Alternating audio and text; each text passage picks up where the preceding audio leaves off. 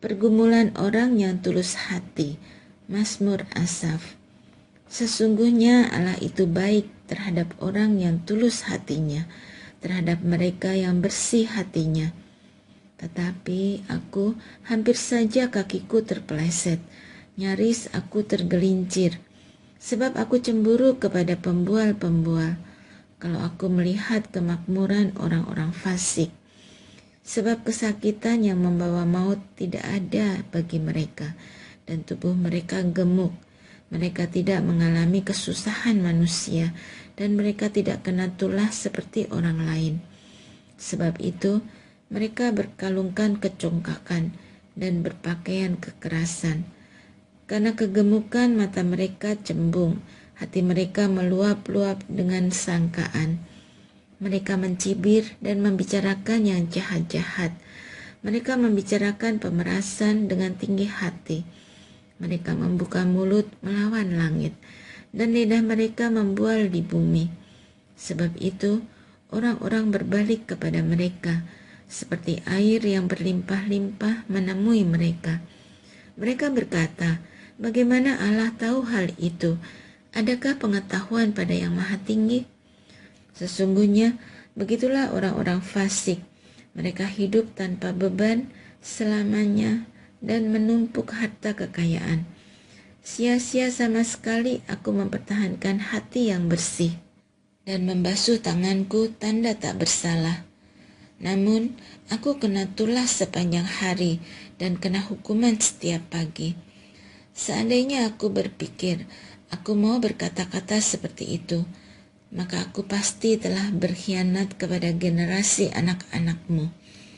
Demikianlah aku merenung untuk memahaminya, tetapi hal itu hanya menjadi kesusahan bagiku, sampai aku masuk ke dalam tempat kudus Allah untuk memperhatikan kesudahan mereka.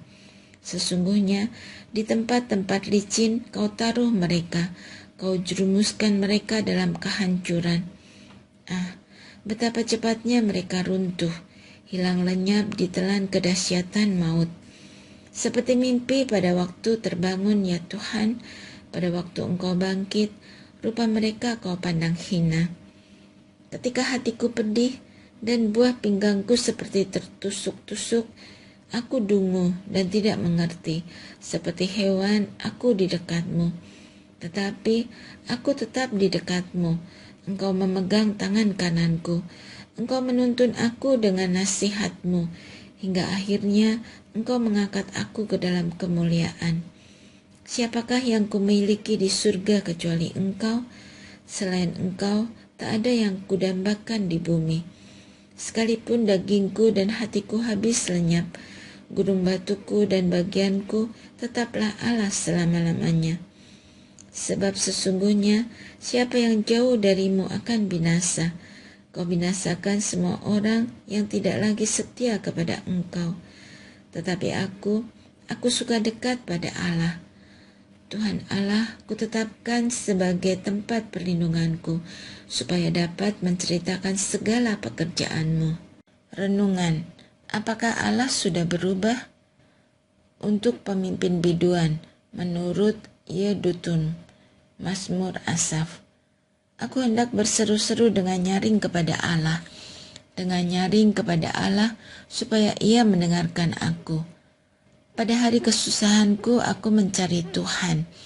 Pada waktu malam tanganku terulur dan tidak menjadi lesu. Hatiku enggan dihibur. Apabila aku mengingat Allah, mengeranglah aku. Apabila aku merenung, makin lemah lesulah semangatku. Kelopak mataku kau buat tak terpejam. Aku gelisah, sehingga tidak dapat berkata-kata. Aku memikir-mikir hari-hari zaman lampau dan tahun-tahun zaman dahulu. Aku ingat permainan kecapiku pada waktu malam, dan rohku mencari-cari. Untuk selamanyakah Tuhan menolak dan sama sekali tidak bermurah hati lagi? Sudah lenyapkah untuk seterusnya kasih setianya? Telah berakhirkah janjinya berlaku turun-temurun? Sudah lupakah Allah menaruh kasihan, ataukah Ia membendung rahmat-Nya karena murka? Maka kataku, inilah yang menikam hatiku, bahwa tangan kanan yang maha tinggi berubah. Aku hendak mengingat perbuatan-perbuatan Tuhan. Ya, aku hendak mengingat keajaiban-keajaiban-Mu dari zaman dahulu. Aku hendak menuturkan segala pekerjaan-Mu dan merenungkan perbuatan-perbuatan-Mu. Ya Allah, jalan-Mu adalah kudus. Allah manakah yang begitu besar seperti Allah kami? Engkaulah Allah yang melakukan keajaiban. Engkau telah menyatakan kuasa-Mu di antara bangsa-bangsa. Dengan lengan-Mu engkau telah menebus umat-Mu, keturunan-Mu Yakub dan keturunan Yusuf. Air telah melihat Engkau, ya Allah. Air telah melihat Engkau lalu menjadi gentar. Bahkan samudera dalam pun gemetar. Awan-awan mencurahkan air, awan gemawan bergemuruh, bahkan anak-anak panah-Mu berterbangan. Deru guntur-Mu menggelegar, kilat menyinari bumi, bumi gemetar dan berguncang. Jalan-Mu melalui laut dan jalan raya-Mu melalui muka air yang luas, tetapi jejak-Mu tidak kelihatan. Engkau telah menuntun umat-Mu seperti kawanan domba, dengan pengantaraan Musa dan Harun. Allah penyayang dan umat yang durhaka. Nyanyian pengajaran Asaf. Pasanglah telinga untuk pengajaranku, hai bangsaku. Arahkanlah telingamu kepada ucapan mulutku. Aku mau membuka mulut, menyampaikan amsal. Aku mau mengisahkan teka-teki dari zaman purbakala, yang telah kami dengar dan kami ketahui, yang diceritakan kepada kami oleh nenek moyang kami. Tidak akan kami sembunyikan kepada anak-anak mereka, tetapi akan kami ceritakan kepada generasi yang kemudian. Karya-karya Tuhan yang masyhur dan kekuatannya, perbuatan-perbuatan ajaib yang telah dilakukannya. Ketetapan dikeluarkannya di Yakub dan hukum Taurat diberinya di Israel. Nenek moyang kita diperintahkannya untuk memperkenalkannya kepada anak-anak mereka, supaya dikenal oleh generasi yang kemudian, supaya anak-anak yang akan lahir kelak bangun dan menceritakannya kepada anak-anak mereka, supaya mereka menaruh kepercayaan kepada Allah dan tidak melupakan perbuatan-perbuatan Allah, tetapi memegang perintah-perintahnya. Dan jangan seperti nenek moyang mereka, generasi pendurhaka dan pemberontak, generasi yang tidak tetap hatinya dan jiwanya tidak setia pada Allah. Bani Efraim, pemanah-pemanah yang bersenjata lengkap, berbalik pada hari pertempuran. Mereka tidak berpegang pada perjanjian Allah dan enggan hidup menurut Tauratnya. Mereka melupakan karya-karya dan perbuatannya yang ajaib, yang telah diperlihatkannya kepada mereka. Di hadapan nenek moyang mereka, dilakukannya keajaiban-keajaiban di tanah Mesir, di padang Soan. Dibelahnya laut, diseberangkannya mereka. Dibuatnya air berdiri seperti bendungan. Dituntunnya mereka dengan awan pada waktu siang, dan semalam suntuk dengan terang api. Dibelahnya gunung batu di padang gurun, diberinya mereka minum sepuas-puasnya seperti dari samudera dalam. Dibuatnya aliran air keluar dari bukit batu dan mengalir turun seperti sungai. Tetapi mereka terus berbuat dosa terhadap Dia dengan memberontak terhadap Yang Maha Tinggi di gurun. Dalam hati mereka mencobai Allah dengan meminta makanan menuruti nafsu mereka. Mereka berkata melawan Allah, "Sanggupkah Allah menata meja hidangan di padang gurun?" Memang, Ia memukul gunung batu sehingga terpancar air, dan mengalirlah sungai-sungai. Tetapi sanggupkah Ia memberikan roti juga atau menyediakan daging bagi umatnya? Sebab itu, ketika mendengar hal itu, Tuhan geram, lalu berkobarlah api menimpa Yakub, dan murkanya bangkit menimpa Israel, sebab mereka tidak percaya kepada Allah dan tidak mengharapkan pertolongannya. Ia pun memerintahkan awan-awan dari atas membuka pintu-pintu langit. menurunkan kepada mereka hujan mana untuk dimakan, dan memberikan kepada mereka gandum dari langit. Setiap orang telah makan roti malaikat. Ia mengirim makanan kepada mereka berlimpah-limpah. Ia telah mengembuskan angin timur di langit dan menggiring angin selatan dengan kekuatannya. Ia menurunkan kepada mereka hujan daging seperti debu banyaknya, dan hujan burung-burung bersayap seperti pasir di laut. Ia menjatuhkannya ke tengah perkemahan mereka, sekeliling tempat kediaman itu. Mereka makan dan menjadi sangat kenyang. Ia memenuhi hasrat mereka. Tetapi sementara hasrat mereka belum terpuaskan, selagi makanan masih ada di mulut mereka, bangkitlah murka Allah terhadap mereka. Ia membunuh orang-orang mereka yang tegap dan menewaskan taruna-taruna Israel. Sekalipun demikian, mereka masih saja berbuat dosa dan tidak percaya pada perbuatan-perbuatannya yang ajaib. Sebab itu, ia membuat hari-hari mereka lenyap bagaikan asap, dan tahun-tahun mereka dalam kejutan. Apabila ia membunuh mereka, maka mereka mencari dia. Mereka berbalik dan mendambakan Allah. Mereka teringat bahwa Allah adalah gunung batu mereka, dan bahwa Allah yang maha tinggi adalah penebus mereka. Tetapi mereka memperdaya dia dengan mulut mereka, dan dengan lidahnya mereka berbohong kepadanya. Hati mereka tidak teguh pada dia, dan mereka tidak setia pada perjanjiannya. Tetapi ia bersifat penyayang, ia mengampuni kesalahan mereka dan tidak memusnahkan mereka.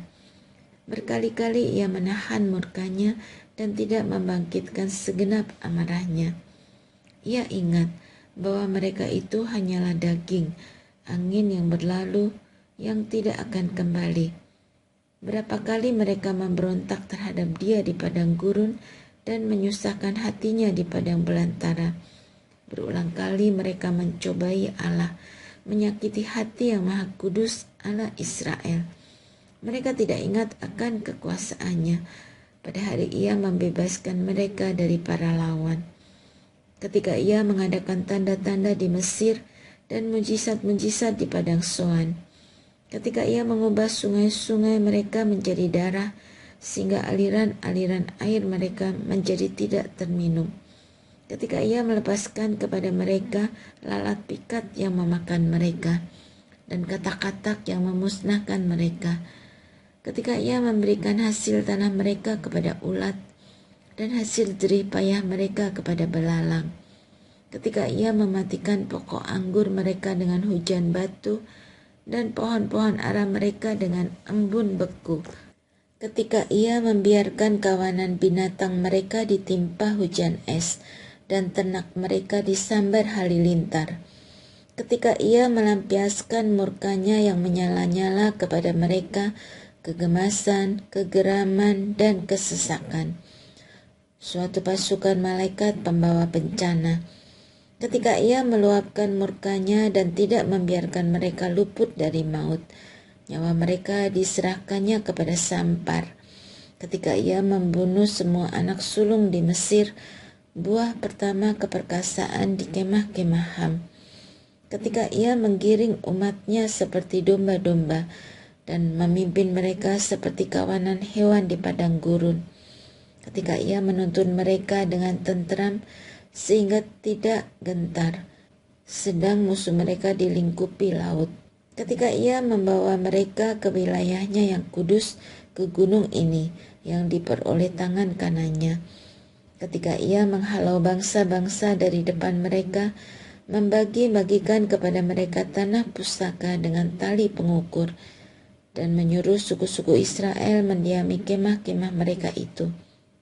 Tetapi mereka mencobai dan memberontak terhadap Allah yang maha tinggi, dan tidak berpegang pada peringatan-peringatannya. Mereka murtad dan berkhianat seperti nenek moyang mereka, berbalik haluan seperti busur yang berbalik arahnya. Mereka menyakiti hatinya dengan tempat-tempat pemujaan, membuat dia cemburu dengan patung-patung mereka. Ketika Allah mendengarnya, ia menjadi geram.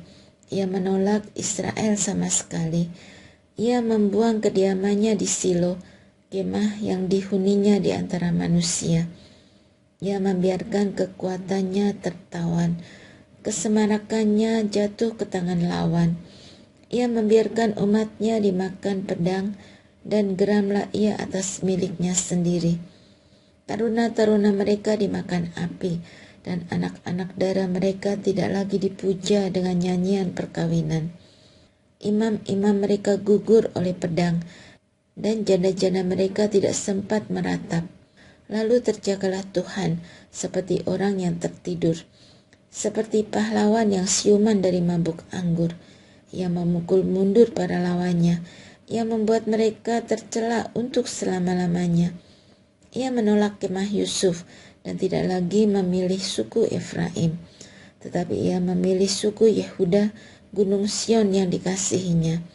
Ia membangun tempat kudusnya seperti langit yang tinggi, laksana bumi yang ia letakkan dasarnya untuk selama-lamanya.